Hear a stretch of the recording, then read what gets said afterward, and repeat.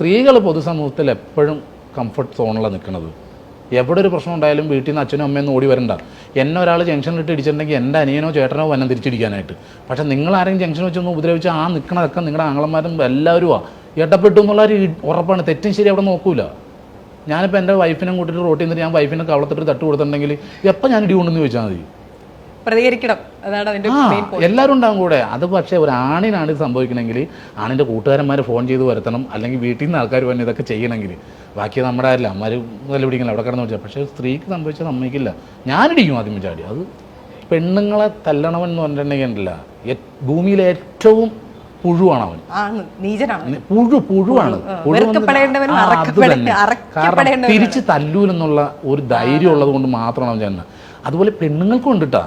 നമ്മളെ പിടിച്ച് മാന്തവും പിച്ചും എന്തൊക്കെ ചെയ്യുമ്പോഴത്തേക്കേ നമ്മൾ മാറി എന്ന് പോരുമ്പോൾ ഇവരുടെ വിചാരം നമ്മൾ ജയിക്കൂലെന്നുള്ളതാ.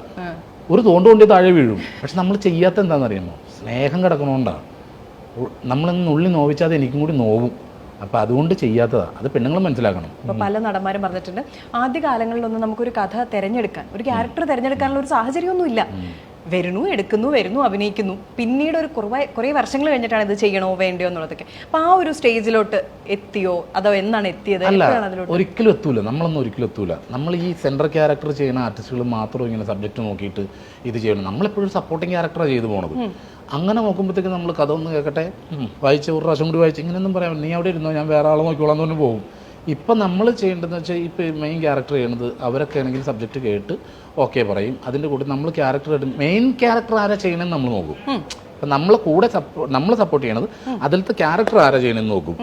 അതിപ്പോൾ പൃഥ്വിരാജാണെങ്കിൽ ഹാപ്പിയാണ്, പുതിയ ആളാണെങ്കിലും ഹാപ്പിയാണ്. നമ്മൾ വർക്ക് ചെയ്യുക, ജീവിതം മുന്നോട്ട് പോകണമെങ്കിൽ വർക്ക് വേണം. കാരണം സെലിബ്രിറ്റി എന്നുള്ളൊരു പേരുണ്ടായതുകൊണ്ട് നമ്മൾ ഒരിക്കലും നമ്മുടെ വയറ്റിലേക്ക് പോകില്ല, കുടുംബം നോക്കാൻ പറ്റില്ല. ഇതെല്ലാം ആണെങ്കിൽ വർക്ക് വേണം. അപ്പം അതുകൊണ്ട് എല്ലാ സിനിമകളല്ലേ, എല്ലാം തികഞ്ഞവർ ആദ്യം തന്നെ വന്നിട്ട് 100 സിനിമ ഒറ്റയടിക്കങ്ങ് ചെയ്തു പോകുന്നില്ല. തുടക്കക്കാരും തന്നെ എല്ലാ സിനിമയിലും അഭിനയിക്കും.